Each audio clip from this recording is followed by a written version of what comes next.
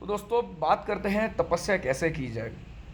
तपस्या के लिए मैं आपको पहले ही बता चुका हूँ कि सांसों को रोकना ज़रूरी है, खाना पीना बंद करने ज़रूरी है, एक प्रॉपर जगह चुन लो, एक प्रॉपर आसन चुन लो और एक देवी देवता चुन लो जिसकी आपको आराध्या करनी, जिसको पाना है आपको। ठीक है।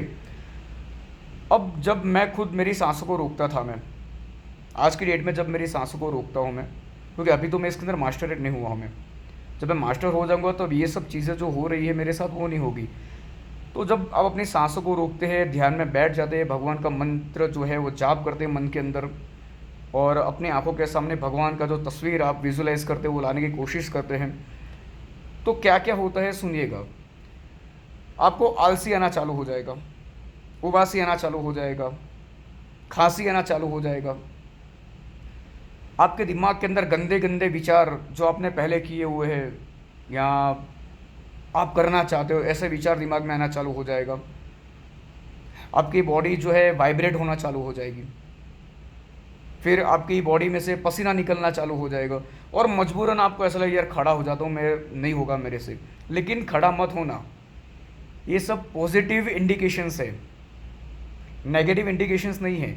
ये सब होना ज़रूरी है क्योंकि ये सब चीज़ें हैं नेगेटिव एनर्जी जो आपकी बॉडी से बाहर निकलती है और पॉजिटिव एनर्जी आपकी बॉडी के अंदर आती है।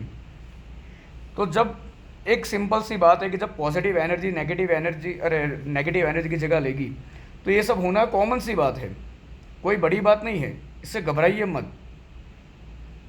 मैं एक बार की बात है, मैं मेरे रूम में यूजुअली 24 घंटे में से 18 घंटे या 20 घंटे एसी चालू ही रहता है, कभी बंद नहीं रहता है। तो जब एसी में बैठ के जब मैं ऐसे मेरे ब्रेथ को रोकूँ, वो भी एकदम हाई पे मेरा एसी चलता रहता है, तब भी मुझे पसीना होता था दबा के। और एक बार ऐसा हुआ कि मेरा बॉडी जो ना बहुत वाइब्रेट होना चालू हो गया, मेरे पैर भी जो थे वो वाइब्रेट होना चालू हो गए, मेरा हाथ वाइब्रेट होना चालू हो गया और मेरी सांसें थी ना यहाँ पे अटक गई थी और ऐसा लगा कि साला मर ही गया अब तो मैं, क्योंकि ना सांसें अंदर जा रही थी ना बाहर आ रही थी। मन ही मन मैंने भगवान को याद किया कि हे भगवान, मारना तो अभी के अभी मार ले, लेकिन ये कंडीशन मौजूदा मत कर। कुछ नहीं हुआ, इंस्टेंटली मेरी सांसें बाहर आ गई, क्योंकि मुझे भगवान के ऊपर भरोसा था और भगवान मुझे मारना नहीं चाहता था। वो तो बस मुझे सिखा रहा था कि अगर ऐसी कंडीशन आ जाए तो तुझे ये करना है। तो मैंने कैसे किया था, मैंने ज़ोर से अंदर सांस ली, धीरे से बाहर निकाल दी। क्योंकि एक बात याद रखिए, जब सांस लो आप ध्यान में बैठते वक्त, तब जब सांस लो तो साथ में मन के अंदर ओम शब्द बोल के फिर सांसों को रोकना है, डायरेक्टली नहीं रोकना है। फॉर एग्जाम्पल मैं आपको बताता हूँ। अब जब मैंने सांस ली तो मन के अंदर ओम शब्द बोल के आपको सांसों को बांध देना है। ये साक्षी हो गया कि हे भगवान शंकर, मैं आपको साक्षी बांध के आपको मेरी सांस के अंदर ले रहा हूँ और आपको बांध रहा हूँ मैं, और मेरी सांसों को भी बांध रहा हूँ मैं। और जब आप सांस छोड़ते हैं तब भी धीरे धीरे धीरे करके नाक से ही आपको सांस छोड़नी है, मुंह से नहीं। सांस लो तो भी नाक से, छोड़ो तो भी सांस ले, लेकिन धीरे धीरे धीरे और डीपली। तपस्या के लिए धीरजता और साहस बहुत ज़रूरी है। अगर ये दोनों चीज़ आपके अंदर नहीं है तो कभी नहीं हो पाएगा। ये वीडियो देख के आप ये कहो कि मैं यार ये तो 5 मिनट तक सांसें रोक लेता है, मैंने अभी ट्राई किया नहीं हो पा रहा है, नहीं होगा ऐसे। मैं तो चेन स्मोकर था, जब मैंने फर्स्ट टाइम ट्राई किया था तब मेरी सांसें मैं 35 सेकंड से ज़्यादा नहीं रोक पाया था मैं। लेकिन उस दिन मैंने कॉन्स्टेंटली, आई थिंक 28 अगस्त था 2019, आई थिंक 2080 था, क्योंकि 20 को मेरे एक्सीडेंट एक हुआ था मेरी लाइफ का। और उसके बाद मैं बहुत नशे में था, रो रहा था, भगवान को कोस रहा था मैं। तभी मेरे अंतरात्मा से एक आवाज़ आई कि तू साधु बन और तपस्या कर, ये रास्ता चुन तू। मेरे दोस्तों के साथ बैठा था और मैंने तभी बोल दिया कि मैं तपस्या करूँगा भाई। मैं दोस्त बोले भाई रहने दे भाई, तू शराब के नशे में है, बैठ जा, कल सुबह बात करेंगे। मैंने बोला कल सुबह नहीं, तू जब भी बात करेगी ना, बात करने तैयार हूँ। तब हर्षिल था, मुकेश था, हाँ हम लोग ही थे। मैंने कहा कल सुबह से देख लेना तू।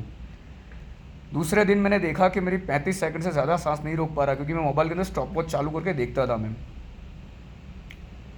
मैंने कांस्टेंट 6 घंटे मैंने प्रैक्टिस की और 6 घंटे के अंदर पता है मैंने मेरी सांसों को कितने लेवल तक पहुंचा दिया, 1 मिनट 45 सेकंड। तो मेरे अंदर धीरजता थी 6 घंटे कांस्टेंट बैठने की और कांस्टेंट कोशिश करने की। अगर कोशिश ही नहीं करोगे तो पाओगे कैसे? बैठे बैठे तो कुछ मिलने वाला है नहीं। खाना भी खाना हो ना तो माँ को बोलना पड़ता है कि हे माँ मुझे खाना दे, तो माँ आपको परोस के देगी। और जब खाना बैठोगे तो माँ प्यार से आपको खिलाएगी। 4 रोटी खाई ना तो भी ज़बरदस्ती करेगी, ले आ 5 भी खा, छठी भी खा तू। लेकिन वो कब, जब आप मांगोगे तब।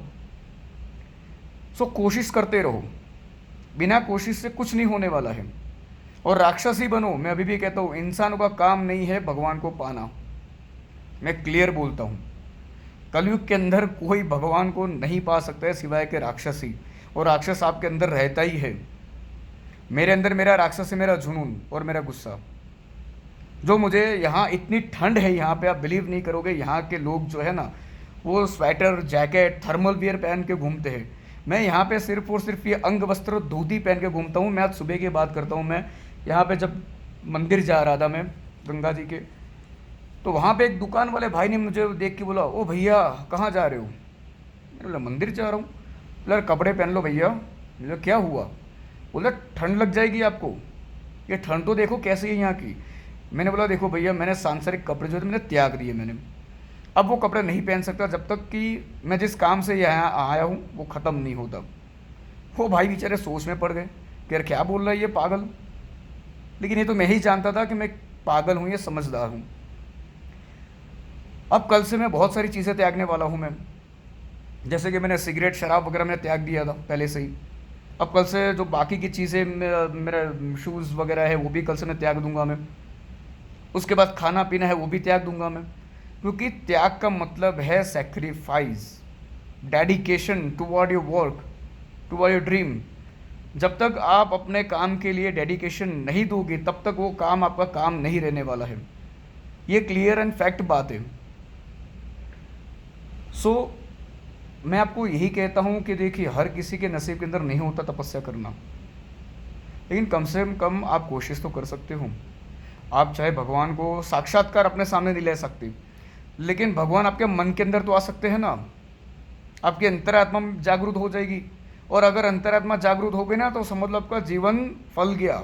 आपको ऐसे ऐसी चीज़ें जानने मिलेगी, ऐसा ऐसा नॉलेज आपको अंदर से मिलेगा जो आपने कभी ना सुना होगा, ना जाना होगा, ना किसी ने कहा होगा। क्योंकि अंतरात्मा जो है वो ब्रह्म है, ब्रह्म सब कुछ जानता है। और एक बात अभी भी मैं आपको एक बताना चाहता हूं, मैं कोई भी पाप करने से पहले 100 बार सोच लेना।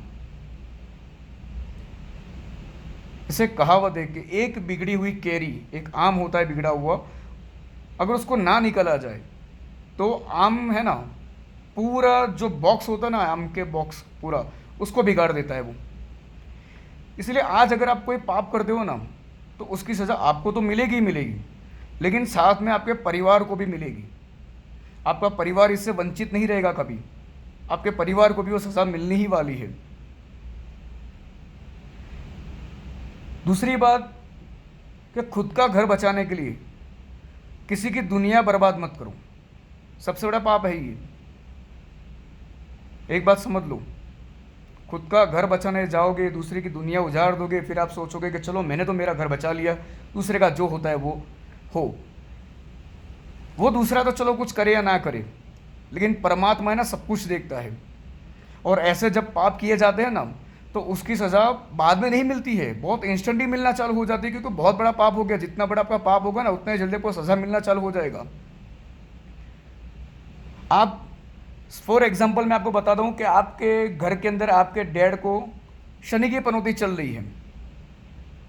अब शनि महाराज का नियम है दंड देना, न्याय करना, और आपके डैड का बिजनेस वगैरह सब चौपट हो गया, सब खत्म हो गया, तो क्या सिर्फ उनको इफेक्ट पड़ी है चीज़ की?